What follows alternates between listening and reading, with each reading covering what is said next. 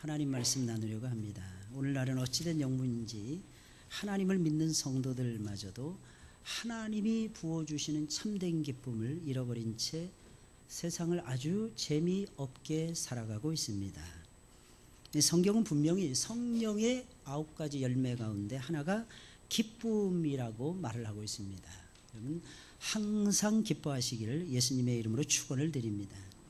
이게 우리를 향하신 하나님의 뜻이라 그랬어요. 항상 기뻐하셔야 됩니다.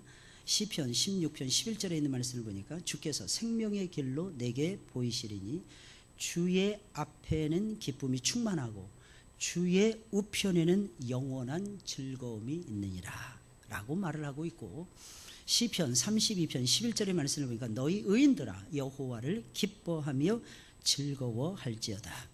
마음이 정직한 너희들아 다 즐거이 외칠지어다 라고 말을 하고 있습니다.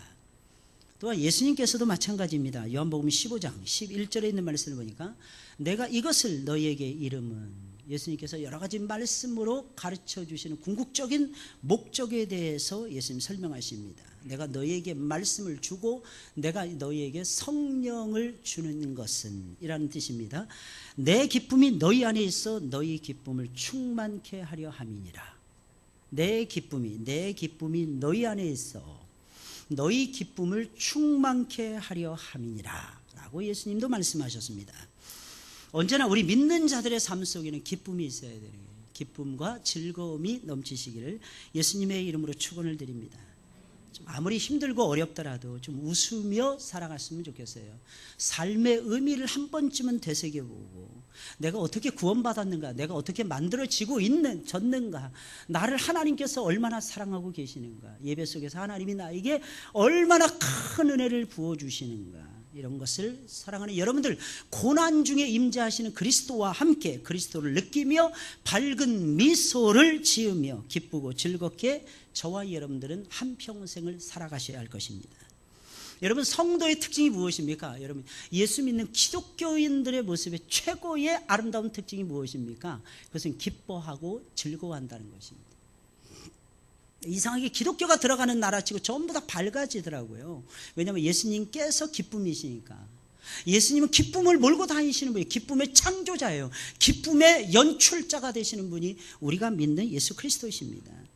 더 놀라운 사실은 그때의 기쁨은 이 세상에서 우리 사람들이 느끼는 그런 기쁨하고는 차원이 다르더라는 것입니다.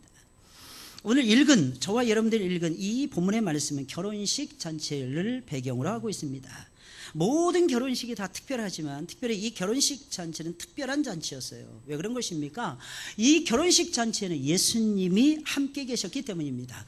예수님과 그분의 제자들이 함께하고 있었고 예수 그리스도께서 처음으로 기적을 베풀어 주시면서 부족한 모든 영혼들에게 하늘의 위로와 신령한 기쁨을 안겨주셨기 때문입니다. 오늘 보면 1절 2절에 있는 말씀을 보게 되면 사흘 되던 날에 갈릴리 가나에 혼인이 있어 예수의 어머니도 거기 계시고 예수와 그 제자들도 혼인의 청함을 받았더니 라고 말씀하고 있습니다. 여러분 잔치 중에 최고의 잔치는 단연 결혼식 잔치입니다. 이상하게 결혼식 잔치에 참여를 하기면 설레요. 그죠? 다른 데 가는 것보다 훨씬 더 설레입니다. 뭐 회갑잔치, 뭐 칠순잔치, 뭐 이런 데 가도 좋기는 하지만 잔치 중에 역시 최고의 잔치는 결혼식이 아닌가 이런 생각이 듭니다. 이상하게 연세 많으신 분들도 설레어 하십니다. 왜 상관이 없는데 이상하게 설레어 하십니다. 가만 생각해 보니까 옛날의 결혼식이 떠올라지시는 것 같아요. 30년이 지나고 50년이 지나도 이상하게 그 결혼식, 내가 처음에 예수님 안에서 결혼식 했던 그 결혼식, 아니 뭐 예수님 밖에서 결혼식을 했든지 간에 그 결혼식 장면이 이상하게 뇌리 속에서 지워지지를 않는 거예요. 그러면서 마음속에 일어나는 것이 뭐냐? 설레임인 것입니다. 이상하게 흥분이 됩니다. 이상하게 기쁨이 탄생이 되더라는 것입니다. 그런데 즐겁고 기쁨이 넘치는 잔치자리에 예수님과 제자들이 함께 있었다는 사실에 저와 여러분들은 반드시 주목을 해야 되는 것입니다. 예수님께서는 결혼식에 초대가 되셔서 공생의 사역의 첫 시작을 결혼식에서 하셨다는 것입니다. 이유가 무엇일까요? 여러 가지 이유가 있겠죠. 그러나 가장 중요한 것은 예수님께서는 우리 가운데 하나님 앞에서 영원한 신랑으로 우리 가운데 오셨기 때문입니다. 예수님은 신랑이시고 우리는 신부라는 거예요. 예수님께서 가장 먼저 첫 번째 기적을 우리에게 베풀어 주셨는데 그 자리가 어디냐? 혼인식 잔치 자리였더라는 것입니다. 우리는 예수님과 결혼한 사람들이에요. 할렐루야. 예수님과 결혼한 사람들, 우리 예수님의 신부라는 것입니다. 그래서 하나님 앞에 나올 때 이런 단장 입고 꽃단장하고 나오셔야 돼요. 여자분들은 반드시 화장하고 나오시길 바랍니다. 그것이 과연 변장이라 할지라도 꼭 반드시 화장하고 나와야 돼요. 최근에 뭐 저를 이렇게 찍고 막 그래가지고 또 하얀 가운 입으니까 얼굴이 더 시큼해 보인다고 뭐 비비 크림을 바르라니 막 그래가지고 오늘 처음으로 한번 바르고 올라왔어요. 처음으로. 저 너무 이상해요. 얼굴에 뭐 떡지떡지 막 그냥 붙어 있는 것 같아서 느낌이 안 사네. 이 근육이 옛날 근육이 아닌 것 같아요. 그러니까 여자들은 진짜 대단해요. 여자들 존경해야 돼. 불편한데 그 치마 입고 다니는 것도 정말 불편할 것 같아요. 어떤 때는. 응? 게다가 남자들이 좋아한다고 긴 머리. 저는 참고로 말씀드려요. 저는 짧은 머리 좋아합니다. 긴 머리 그냥 휘황찬 날려고 별로 안 좋아하고 남자들도 마찬가지고 여자들도 마찬가지고 귀가 보이는 머리를 상당히 좋아해요. 이 귀가 나왔을 때 이 아름다움이 배나 더해지는 것 같아요. 귀가 안 보이면 아름다움이 사라집니다. 그러니까 이걸 내밀어야 돼요. 귀를 내밀어야 돼요. 할렐루야. 일러주면 아멘을 하시고 그러셔야 되는데 아무리 말씀이 아니라 해도 이거 여러분들에게 드린 팁이잖아요. 팁도 받아 먹으셔야지. 본복만 가지고 어떻게 삽니까? 보너스도 먹고 살고 이렇게 하셔야지. 예수님은 신랑이세요. 이상하게 신랑이 오면 결혼식 하면요 그렇게 즐거울 수가 없더라는 것입니다. 이상하게 마음속에서 막 기쁨이 막 솟아나요. 설레임이 계속해서 일어납니다. 이상한 흥분이 짜릿짜릿한 흥분이 있습니다. 근데 놀라운 사실은 예수 그리스도가 우리의 영원한 신랑이시라는 거예요. 여러분 이때 당시에 신랑 뭐 하는 사람입니까? 아내를 책임져 주는 사람이에요. 남자들 가운데 옛날에 말씀드렸죠. 늑대만큼만 되라고 말씀드렸죠. 이 늑대는요 평생 일부 일처 안 됩니다. 절대로 다른 암컷에 눈을 돌리지 않는다. 근데 사람은 안 그렇죠. 응? 늑대는 그런데 늑대만도 못한 거예요. 늑대만도 못한 거예요 진짜. 또 늑대는요 또 먹을 것이 생기잖아요. 그러면 제일 먼저 자기 처에게 갖다 준답니다. 그리고 자기 자식 새끼들 먹인다는 거예요. 그리고 맨 나중에 남은 것을 자기가 먹는답니다. 훌륭한 늑대죠. 그죠? 이런 늑대를 사랑하시기 바랍니다. 정말 신기한 것은요. 전쟁이 벌어집니다. 이 늑대들은 그룹을 집단을 이루어서 가족을 이루고 살잖아요. 교육학에서 나온 이론이니까 맞을 겁니다. 잘 들어보세요. 늑대는 항상 앞장서서 싸운답니다. 자기의 몸이 만신창이가 된다 할지라도 앞장서서 싸운답니다. 사자를 만나든 호랑이를 만나든 곰 새끼를 만나든 전혀 상관이 없답니다. 늑대는 항상 앞장서 싸운다. 이유가 무엇입니까? 암컷을 위해서, 자기 새끼들을 위해서 목숨을 바치는 거예요. 여러분들 그렇게 되시기를 예수님의 이름으로 축원을 드립니다. 그래서 또 남자들에게만 또 요구하세요. 집에 가셔서 오늘 내가 이런 얘기 들었는데 당신은 왜 늑대만 또 못해? 이러지 마시고 이 말을 듣는 사람들이 늑대가 되셔야 되는 거예요. 할렐루야. 요즘에 여자들이 강하잖아. 여자들이 세잖아. 여자들은 할 말 다 하는 것 같아요. 남자들은 불쌍해. 말도 못해. 죽어라고 돈 벌어다가 다 바치기만 해. 돈 쓸 때는 여자가 알아서 써. 허락받고 써야 돼. 이 시대에 가장 최강 막강 권력을 행사하는 사람은 주부들이야. 주부들. 아내들이야. 아내들. 그러니까 어떻게 됩니까? 아내들이 남편을 사랑해야 돼. 남편을 존중히 여겨야 됩니다. 아껴줘야 돼요. 당신에게 필요한 것이 무엇입니까? 그걸 채워주려고 해야 됩니다. 밥입니까? 국입니까? 뭘 좋아합니까? 찌개입니까? 맞춰줄 수 있는 용기가 필요한 거예요. 용기가. 나는 아무것도 못해. 그럼 뭐 때문에 시집을 간 거야 도대체. 시집 가가지고 탁탁탁 맞춰줘야 되는 거예요. 남편들도 마찬가지입니다. 뭐 때문에 결혼했습니까? 맞춰줘야죠. 서로 사랑해야죠. 그래야 기쁨이 충만한 가정을 이룰 수가 있는 것입니다. 여러분 결혼 제도는 예수 그리스도께서 세우신 신성한 제도인 것입니다. 그러므로 결혼은 신성한 예식이기에 마땅히 소중하게 다루어야 하는 것입니다. 특히 결혼식 가운데는 예수님께서 함께 하셔야 되는 것입니다. 오늘 본문의 말씀의 특징이 예수님이 그 자리에 함께 계셨다는 것입니다. 예수님이 계시지 않는 결혼식에는 예수님이 주시는 신령한 기쁨이 없어요. 진정한 기쁨은 예수님이 주시는 것입니다. 그러니까 예수님이 그 결혼식의 주인으로 계셔야만 되더라는 것입니다. 또한 신령한 축복이 함께 할 수가 없기 때문이라는 것입니다. 분명히 예수님께서는 슬픔과 고난의 자리에만 함께 계시지 않았어요. 많은 사람들이 얘기합니다. 장례식장에는 가도 결혼식장에는 안 가도 장례식장은 가야 된다고. 근데 여러분, 그게 맞는 얘기 같지만은 사실은 틀린 얘기예요. 어디나 다 가야 됩니다. 슬픔의 자리에도 함께 하셔야 돼요. 어떤 때는 기뻐할 수 있는 자리에 함께 기뻐하면서 저와 여러분들이 그 자리에서 함께 하셔야 되는 것입니다. 예수님이 그렇게 안 하셨어요. 예수님은 장례식장에도 가시고 예수님은 결혼식장에도 가셨더라는 것입니다. 예수님은 슬픔의 자리에도 함께 계셨고 기쁨의 자리에도 예수 그리스도께서는 함께 계셨습니다. 사랑하는 여러분들, 언제나 always 함께 하시는 여러분들이 되시길 예수님의 이름으로 축원을 드립니다. 초대받으셨어요. 신랑 신부와 함께 하셨어요. 신랑 신부와 함께 예수 그리스도께서는 기뻐하셨습니다. 그리스도인들은 슬퍼하는 자리에도 함께 가야 되지만 기쁨을 나누는 기쁨의 자리에도 역시 함께 가야 하는 것입니다. 어느 목사님께서 젊은이들만이 모여서 예배드리는 곳에 초청을 받고 기쁜 마음으로 달려가서 하나님의 말씀을 들려주었다고 합니다. 그런데 그 모임은 예배로 맞춰지는 모임이 아니라 예배 후에 뒤풀이가 있는 모임이었다고 합니다. 시끄러운 세상의 음악 소리와 함께 젊은이들이 광란의 도가니 속에서 춤을 추는 뒤풀이가 있는 예배였다고 합니다. 그러니까 예배는 짧게, 그리고 뒤풀이는 길게, 그들은 그렇게 모여주고 있었다는 거예요. 어떻게 할 것인가 이 목사님 고민하셨답니다. 그곳에 남기로, 결국엔 고민하다가 그곳에 남기로 결심을 했다고 합니다. 익숙하지 않은 노래 계속해 들려오는 거예요.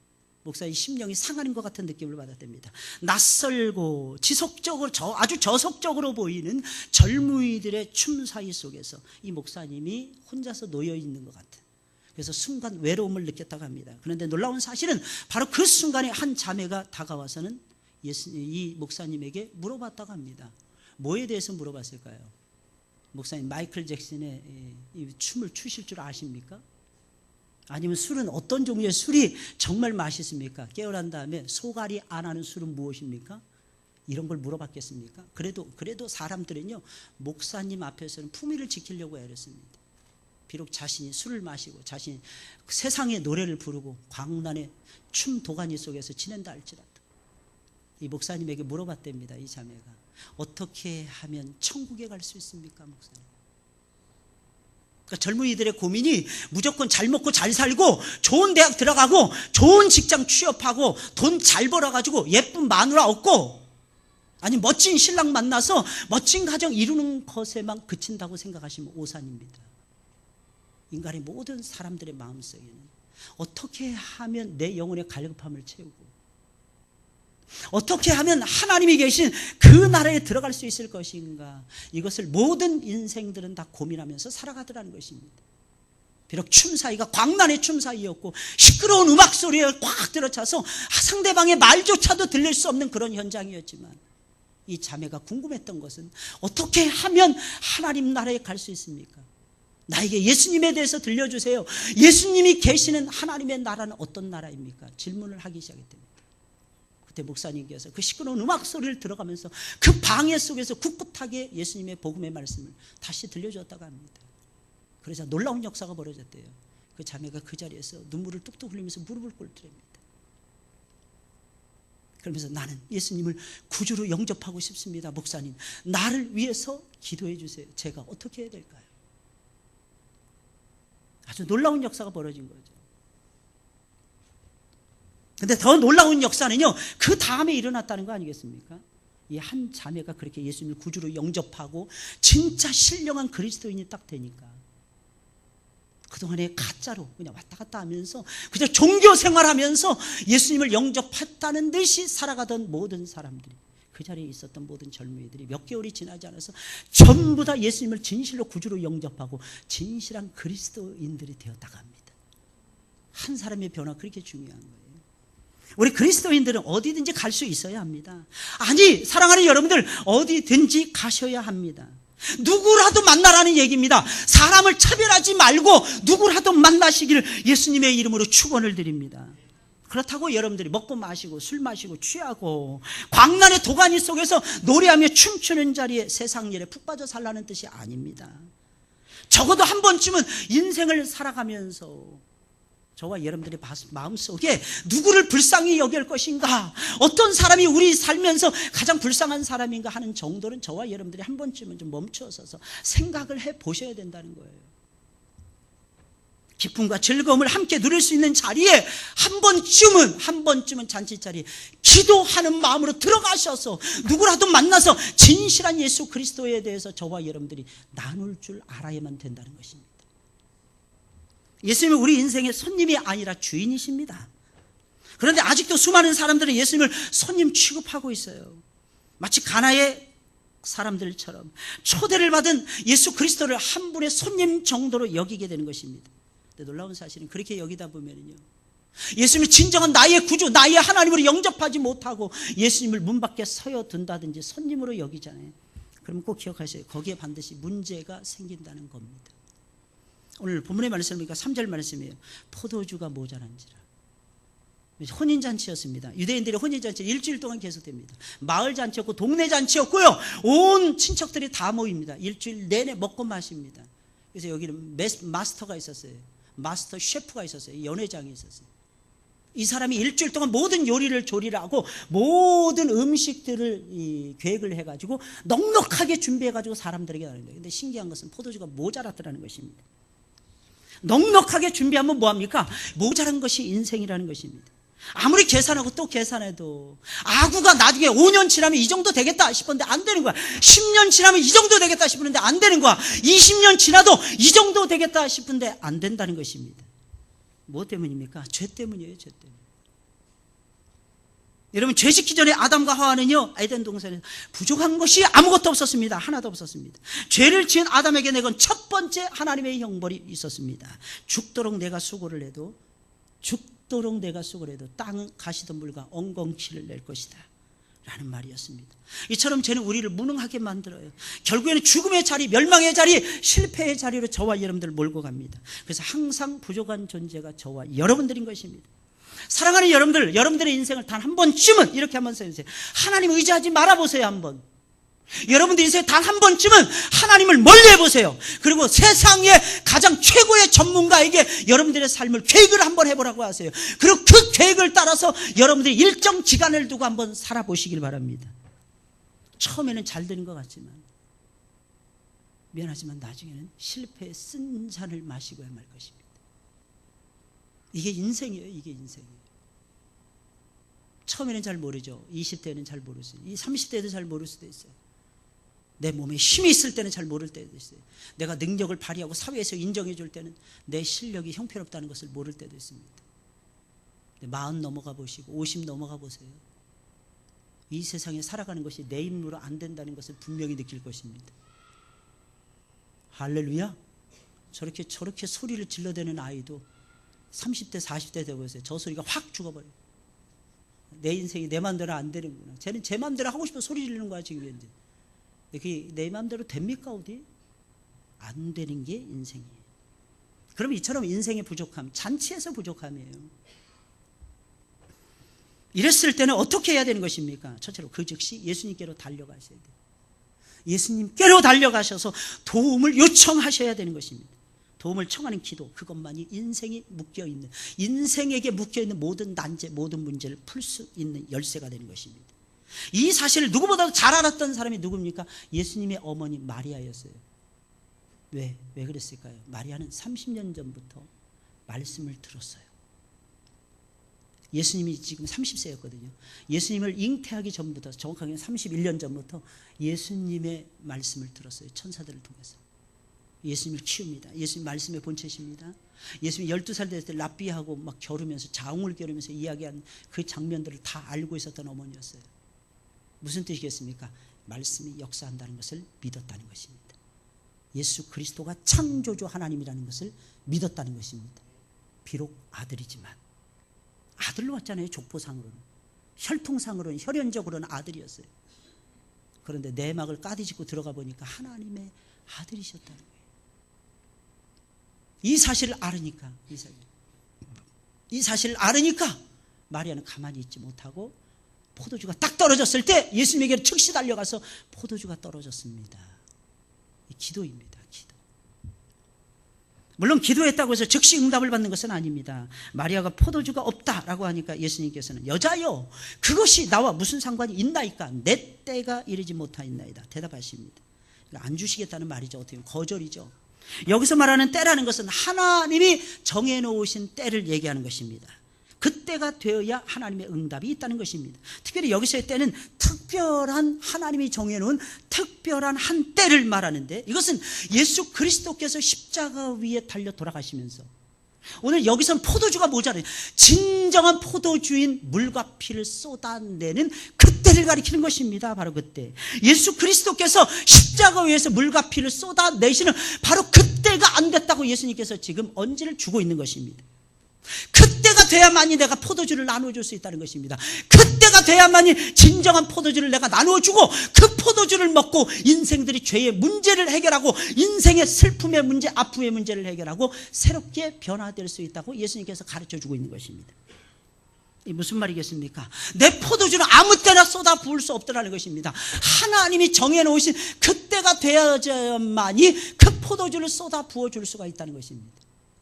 하나님 아무 때나 은혜를 주시는 분이 아니에요. 아무 때나 하나님 복 주시는 분이 아닙니다. 하나님이 정해놓으신 때가 돼야만이 하나님께서 복을 주신다는 것입니다.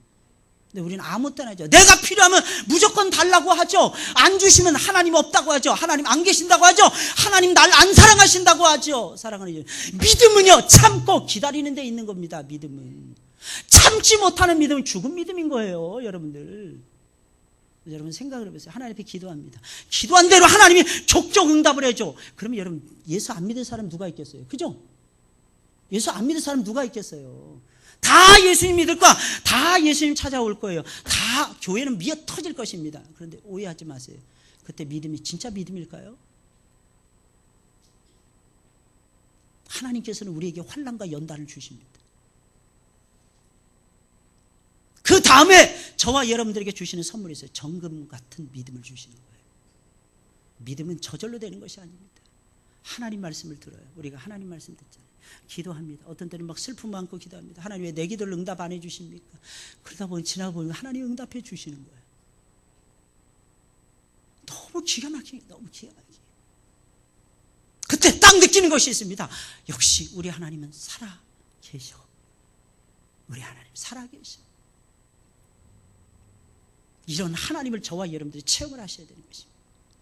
여기서 때에 주목하셔야 돼요. 아직 내 때가 안 됐나이다. 예수님 완벽한 거절이 아닙니다. 진정한 포도주 잔을 주기를 원하시는 거예요.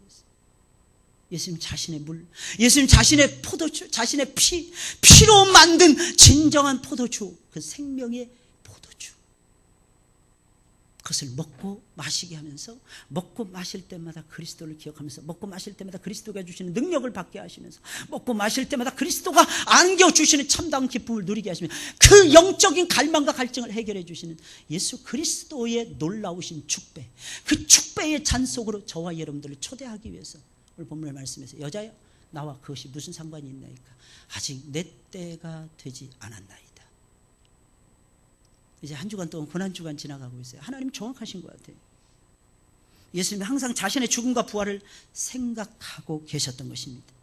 사랑하는 여러분들, 예수님 이 말이 무슨 말이겠습니까? 참 포도주를 나는 주고 싶다.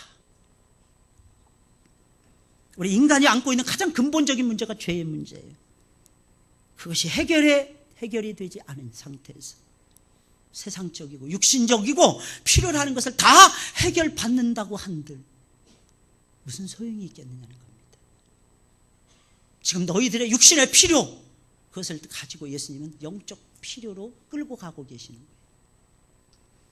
예수님 표면적인 문제만을 나는 풀어주고 싶지 않다. 너희 속에 있는 영혼의 깊숙한 문제, 그 문제를 나는 터치해주고 싶다.